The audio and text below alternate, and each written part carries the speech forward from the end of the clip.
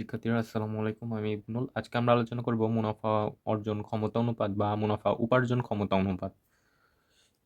ক্ষমতা অনুপাত বা মুনাফা অর্জন ক্ষমতা অনেক সময় বিভিন্ন, কোনো সময় উপার্জনও লেখা থাকতে পারে, কোনো সময় অর্জনও লেখা থাকতে পারে, একই জিনিস। বা উপার্জন ক্ষমতা অনুপাত বা অর্জন ক্ষমতা অনুপাতও অনেক সময় বলা থাকতে পারে। তো সেইমভাবে যাই লেখা থাকুক আমরা বুঝবো যে এটা মুনাফা অর্জন বা উপার্জন ক্ষমতা অনুপাত নির্ণয় করতে বলছে।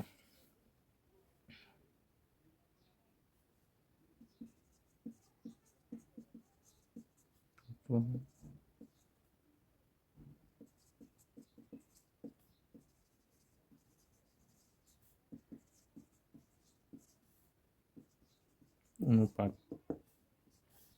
তো এর মধ্যে কি কি অনুপাতগুলো আছে আজকে আমরা দেখব। তো মুনাফা উপার্জন ক্ষমতা অনুপাত সাধারণত কি কোনগুলোর ক্ষেত্রে আমরা বুঝবো? কোনো অনুপাতের সাথে যদি মুনাফা, কোন অনুপাতের সাথে যদি মুনাফা, আয়, প্রাপ্তি, তারপর অর্জন, এই শব্দগুলো যদি যুক্ত থাকে তাহলে আমরা এটা বুঝবো যে মুনাফা উপার্জন ক্ষমতা কোনো একটা অনুপাত আমাদেরকে নির্ণয় করতে হবে। যেমন মুনাফা অর্জন ক্ষমতার অনুপাতের অনেকগুলো অনুপাত আছে। যেমন মোট মুনাফার হার, ১ নম্বরে আমরা লিখতে পারি মোট মুনাফার হার।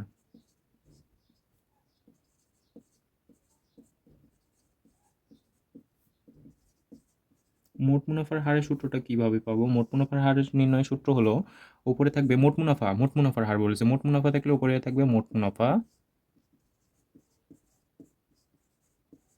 উপরে থাকবে মোট মুনাফা, নিচে থাকবে হলো নিট বিক্রয়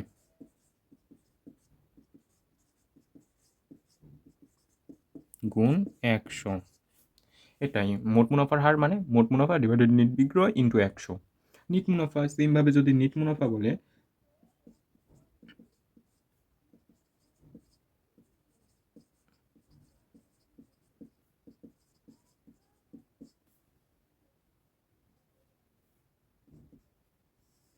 নিট মুনাফার হার বলা থাকতে পারে, আবার নিট উপার্জন হার বলা থাকতে পারে, হ্যাঁ, নিট আয় অনুপাত, নিট আয় অনুপাত বা হার বলা থাকতে পারে, নিট অর্জন হার বা নিট মুনাফার বা নিট উপার্জন হার এরকম বলা থাকতে পারে। এই শব্দগুলো সাধারণত, এই শব্দগুলো যদি কারোর সাথে থাকবে তাহলে বুঝবো যে এটা হলো মুনাফা অর্জন ক্ষমতা অনুপাতে কোনো একটা অনুপাত আমাদেরকে নির্ণয় করতে বলবে।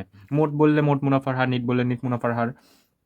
তো নিট মুনাফার হার সমান সমান কি হবে? সেইমভাবে মোট মুনাফার ক্ষেত্রে যেরকম উপরে মোট মুনাফা থাকে, নিট মুনাফার ক্ষেত্রেও সেইমভাবে একইভাবে উপরে থাকবে হলো নিট মুনাফা,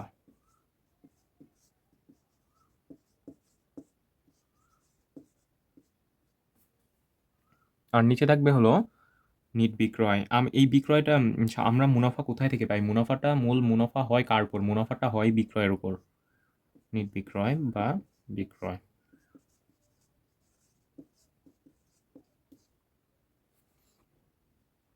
এই হলো নিট মুনাফার হার নির্ণয়।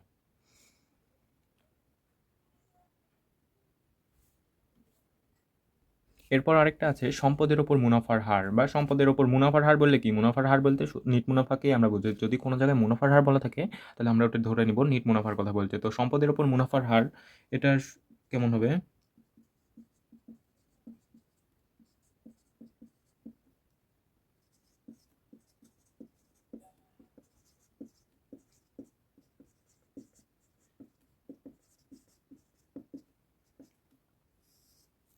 ওপরে থাকবে নিট মুনাফা,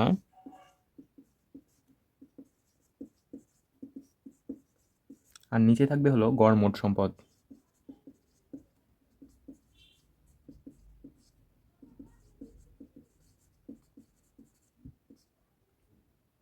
গুণ ১০০। আর মুনাফার হারগুলার ক্ষেত্রে আমরা কি পাবো? মুনাফার হারগুলার ক্ষেত্রে সাধারণত মুনাফার হারগুলার ক্ষেত্রে কি? মুনাফার হারগুলার ক্ষেত্রে গুণ ১০০ থাকবে। প্রতিটার ক্ষেত্রে মুনাফার হারগুলার ক্ষেত্রে গুণ ১০০ থাকবে। মুনাফার হার নির্ণয় করতে বললেই গুণ ১০০। এবার সাধারণ শেয়ার হোল্ডারদের স্বত্বের উপর মুনাফার হার আমরা নির্ণয় করব।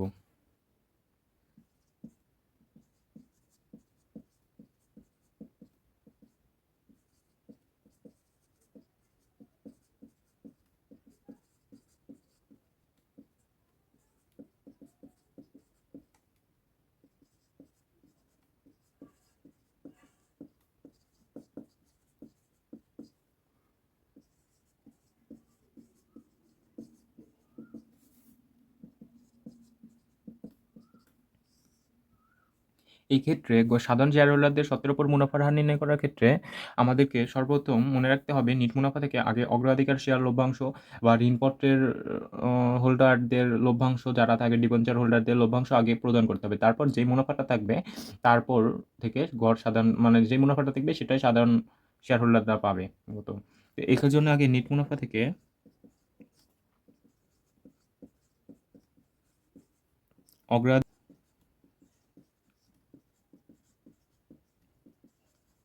অগ্রাধিকার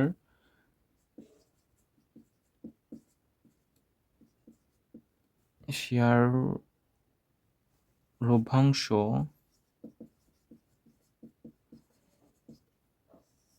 যেটা থাকবে সেটাকে মাইনাস করব। তারপর নিচে থাকবে যেহেতু সাধারণ শেয়ার হোল্ডারদের স্বত্বের উপর মুনাফা হয় সেহেতু নিচে থাকবে গড়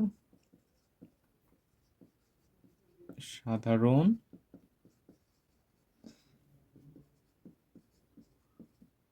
শেয়ার হোল্ডারদের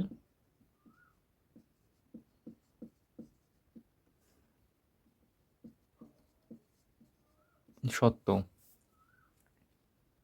গড় সাধারণ শেয়ার হোল্ডারদের সত্ত্ব।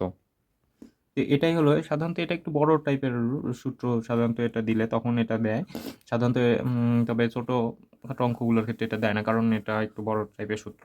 সাধারণ শেয়ার হোল্ডারদের সত্ত্বের উপর মুনাফার হার ইকুয়াল টু কি নেট মুনাফা মাইনাস অগ্রাধিকার শেয়ার লভ্যাংশ ডিভাইডেড গড় সাধারণ শেয়ার হোল্ডারদের সত্ত্ব। আশা করি তোমরা এটা বুঝতে পারছো।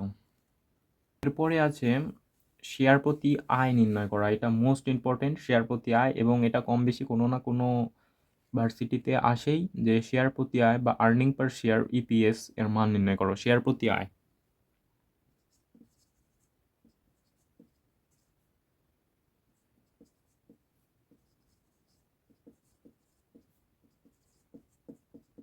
শেয়ার প্রতি আয় বা ইপিএস। ইপিএস পূর্ণরূপ হলো আর্নিং পার শেয়ার। আর্নিং পার শেয়ার মানে শেয়ার প্রতি আয়। এটা সাধারণত সাধারণ শেয়ার হোল্ডারদের একটা শেয়ার প্রতি তারা কত টাকা পায় সেটাই মূলত সাধারণ শেয়ার হোল্ডাররা একটা শেয়ার প্রতি কত টাকা পায় তার সেই আয়টাই নির্ণয় করা হয় এটার মাধ্যমে শেয়ার প্রতি আয় বা সাধারণ শেয়ার হোল্ডারদের শেয়ার প্রতি আয় বলা যায়। তো এটার সূত্রটা হলো এরকম যে নিট মুনাফা থেকে সেইমভাবে অগ্রাধিকার শেয়ার লভ্যাংশ এবং ঋণপত্র হোল্ডারদের লভ্যাংশ ডিবেঞ্চার হোল্ডারদের লভ্যাংশ আগে বিয়োগ করতে হয়, করে যেই মুনাফাটা থাকবে সেই মুনাফাটা মূলত সাধারণ শেয়ার হোল্ডারদের মধ্যে বন্টন করা হয়, এবং ওই মুনাফাকে সাধারণ শেয়ার সংখ্যা দিয়ে যদি আমরা ভাগ দিই তাহলে আমরা শেয়ার প্রতি আয় পাবো। তাহলে নিট মুনাফা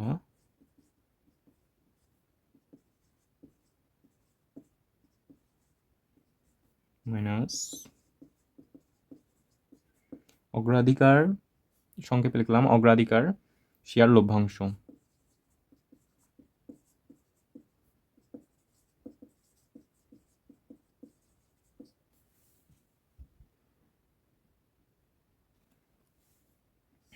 অগ্রাধিকার শেয়ার লভ্যাংশ। দেন আমরা এটাকে ভাগ করব সাধারণ শেয়ার সংখ্যা দিয়ে।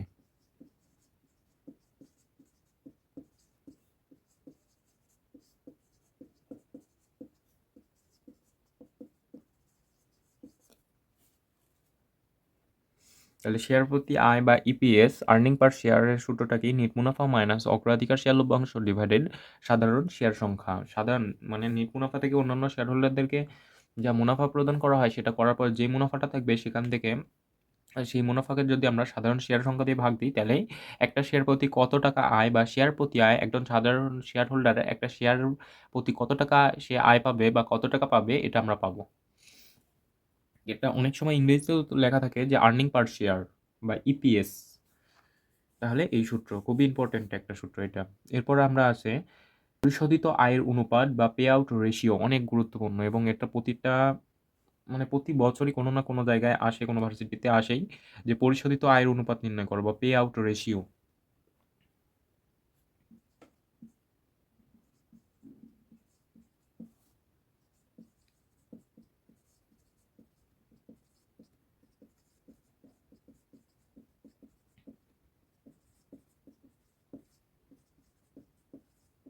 পরিশোধিত আয়ের অনুপাত বা পে আউট রেশিও।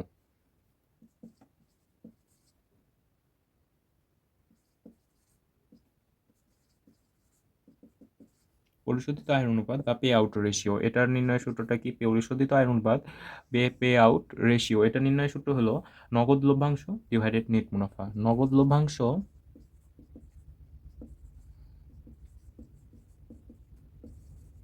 ডিভাইডেড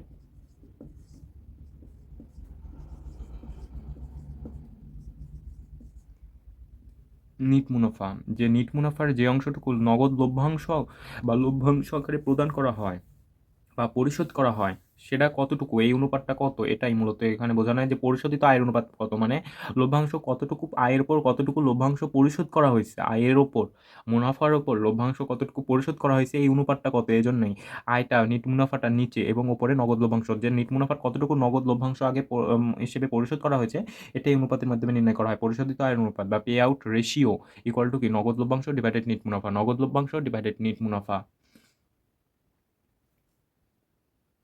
আরও একটা অনুপাত আছে, সেটা হলো মূল্য আয় অনুপাত বা প্রাইস আর্নিং, পিই রেশিও।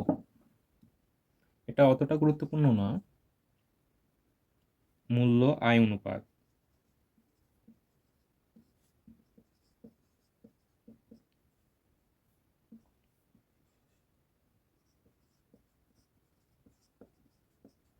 মূল্য আয় অনুপাত বা প্রাইস আর্নিং,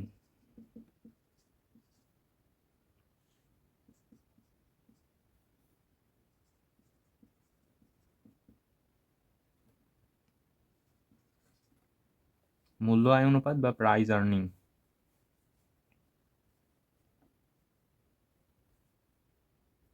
সরি, আর্নিং মানে একটু ভুল গেছে। প্রাইস আর্নিং বা এটার সংক্ষেপে বলা যায় পিই রেশিও।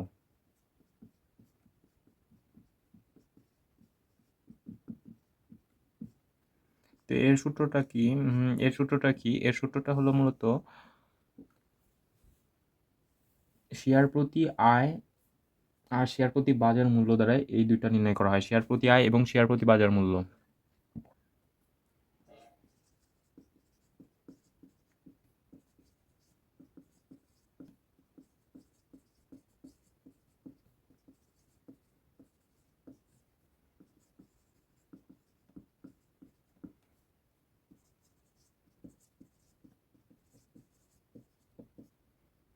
তাহলে মূল্য আয় অনুপাত বা প্রাইস আর্নিং পিই রেশিও সমান সমান কি? শেয়ার প্রতি বাজার মূল্য ডিভাইডেড শেয়ার প্রতি আয়।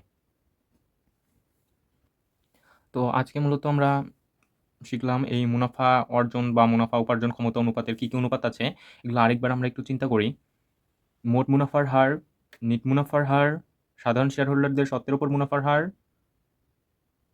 সম্পদের উপর মুনাফার হার, শেয়ার প্রতি আয়, ইপিএস বা আর্নিং পার শেয়ার, মূল্য আয় অনুপাত, প্রাইস আর্নিং বা পিই রেশিও, পরিশোধিত আয়ের অনুপাত বা পে আউট রেশিও,